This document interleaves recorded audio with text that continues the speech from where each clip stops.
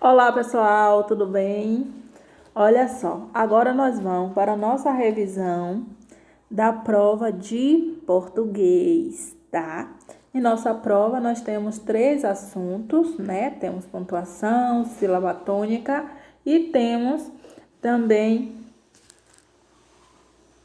encontro vocálico e suas classificações. Primeiro vamos conhecer, né? A pontuação, que são um conjunto de sinais. E esses sinais, eles são usados para dar uma entonação, para dar sentido e para dar voz ao seu texto, né? Como o autor está ali falando ou escrevendo. Vocês terão a prova de redação, então é muito importante ficar atento a todos esses sinais. Então, temos aí a vírgula, que é usada para separar os termos da oração ou então dar uma pausa. Observe, o menino berrou, chorou, esperneou e, enfim, dormiu. Observe que onde tem aí essa vírgula foi dada uma pausa para identificar o sinal. O ponto final, ele é usado ao final de frases, né? Para indicar uma pausa total, que o sentido da frase parou por ali, acabou. É frase afirmativa. Veja aí, não quero dizer nada. Ponto. Interrogação. A interrogação nós usamos para formular perguntas direta ou indireta. As perguntas diretas são todas aquelas que a interrogação vem no final da frase. Você quer ir comigo? Você quer ir comigo ao cinema? Então, isso são perguntas diretas. Quando vem assim, o que você sabe sobre aquilo? Então, são perguntas indiretas. Mas no momento eu quero só dizer para vocês que toda vez que for pergunta, você precisa usar a interrogação, ok? Vamos para o ponto de exclamação. A exclamação nós conhecemos e nós sabemos que nós usamos quando ele expressa sentimentos. Pode ser emoção, tristeza, medo, raiva, alegria. Nós usamos sempre a exclamação. Que horror! Não esperava tal atitude. Observe que o que horror, ele dá uma ideia de quê? De espanto, não é isso? O ponto e vírgula, ele faz uma enumeração. Também ele dá uma pausa ainda maior do que a da vírgula. Entendeu? Faça uma lista de mercadoria, por exemplo. Fui na rua e comprei uvas para Joana, laranja para Joaquina, berinjela para o Pedro e manga para José. Então, tem uma lista aí de frases, não é isso? Então, usa o ponto e vírgula para enumerar. E o 2 pontos é usado em uma citação quando alguém vai falar, para introduzir a fala de um personagem. Veja aqui, o 2 pontos nós usamos muito quando se faz diálogo, que não é um texto muito apropriado para o 5º ano, né? Mas sempre ainda usamos. Então, ele respondeu, não, muito obrigado. Então, veja aí que depois, quando vai anunciar a fala do autor, tem 2 pontos. E as aspas, fique bem atento às aspas, que elas são usadas para indicar que a citação que está ali não é minha, foi transcrito de outro lugar, tirada de outro lugar, entendeu? E por isso está no meu texto. Por exemplo, a ordem para fechar a prisão de Guantánamo mostra um início firme. Veja que a ordem para fechar a prisão veio de quê? De uma outra pessoa. Então, não foi ele que falou, foi outra pessoa. Por isso que está sobre aspas. Se eu digo, por exemplo, dizem, né, que o coronavírus veio da China, segundo o Jornal Nacional. Então, essa frase ela pode estar entre aspas, porque não é eu que estou dizendo que veio da China, mas segundo as informações do Jornal Nacional. Então, para isso que nós usamos a vírgula, para indicar as aspas, para indicar que aquilo que você está falando não foi vindo de você, aquilo que você está escrevendo não é seu, ou também que você transcreveu de outro livro, de um jornal, de algo, entendeu? É para indicar uma citação de alguém.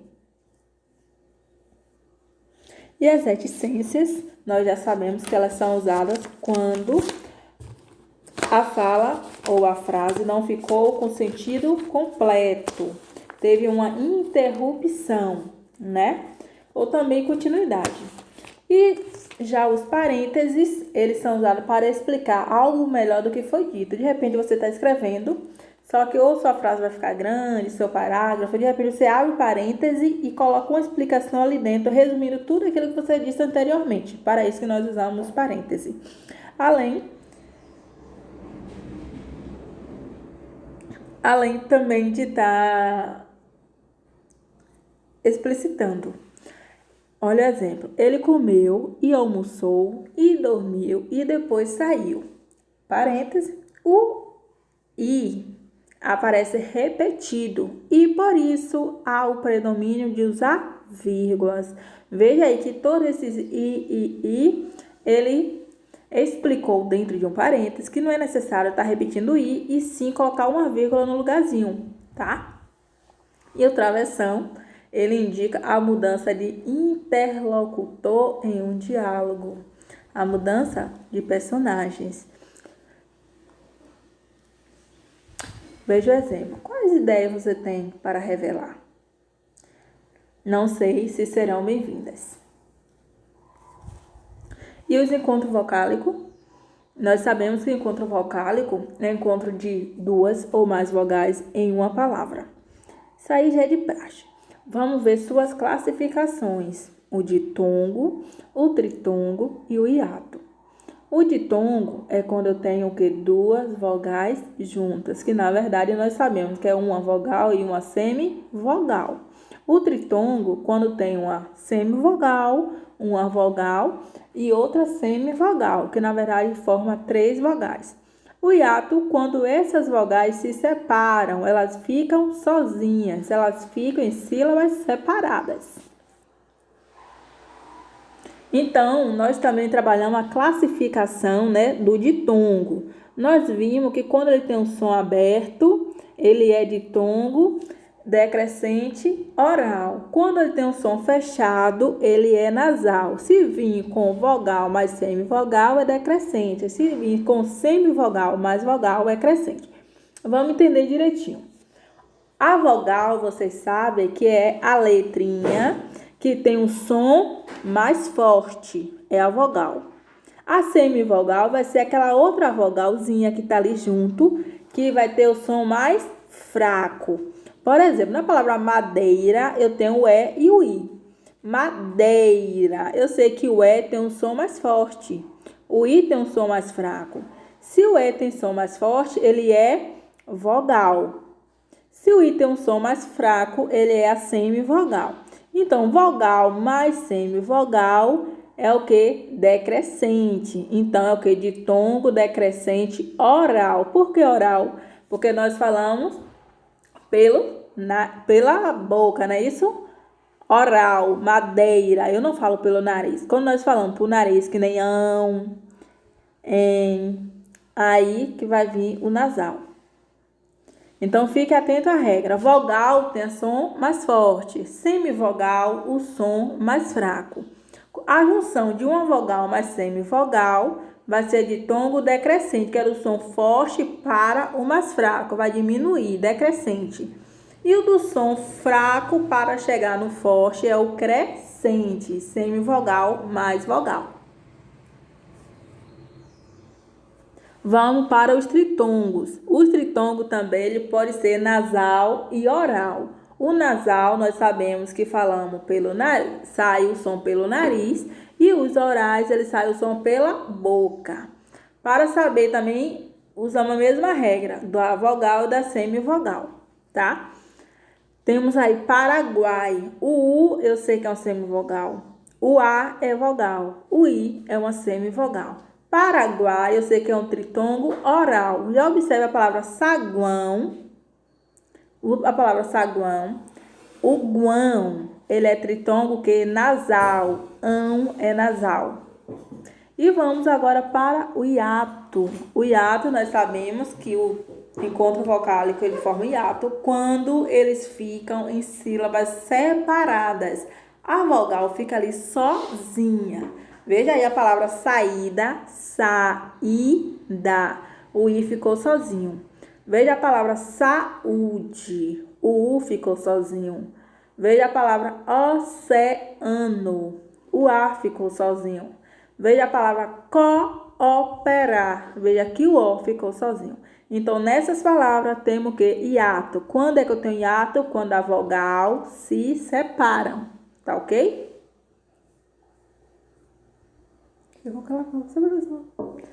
E agora, pessoal, vamos relembrar um pouco sobre as sílabas tônicas.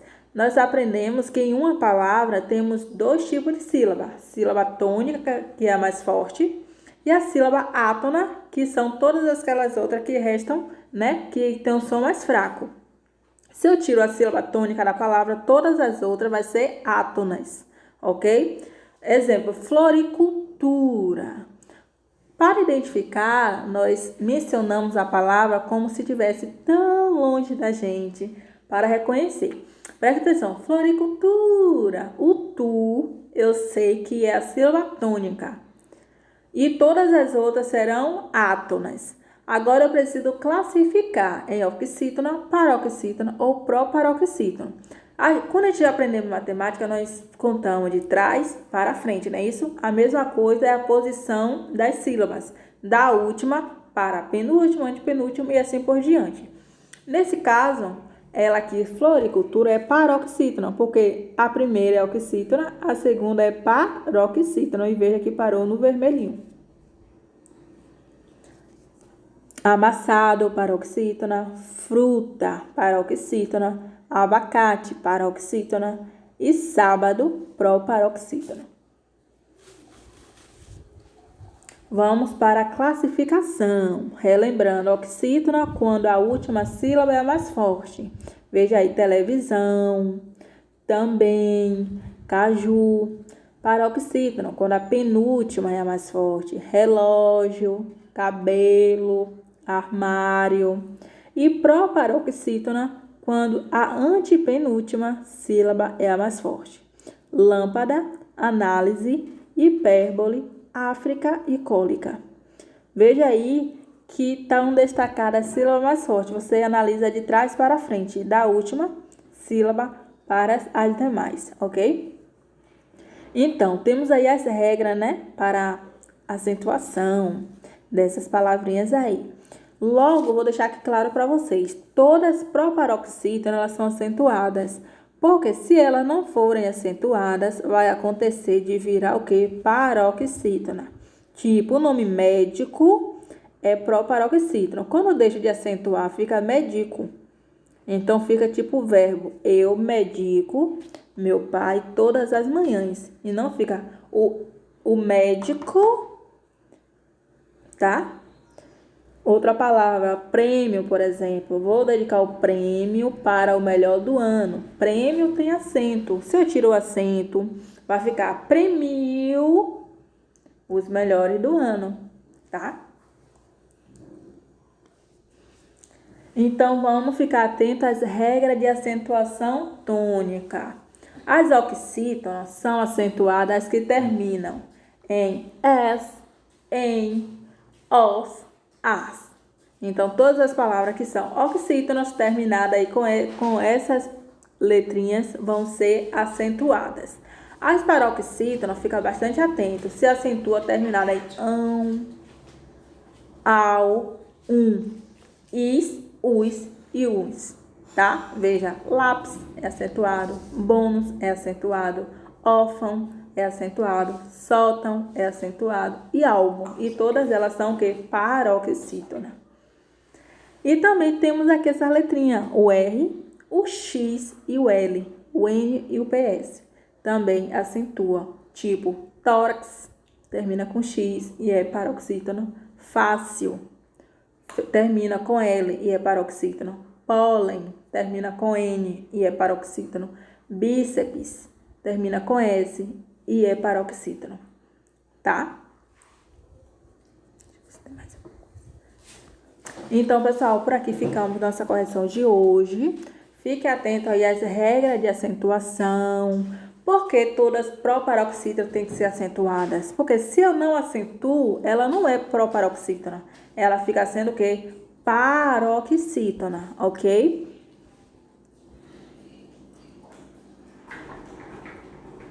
Então, estude bastante, veja seus livros, seus cadernos, suas fichas, suas videoaulas. E se caso tiver alguma dúvida em relação ao conteúdo, pode chamar para o no privado, tá bom?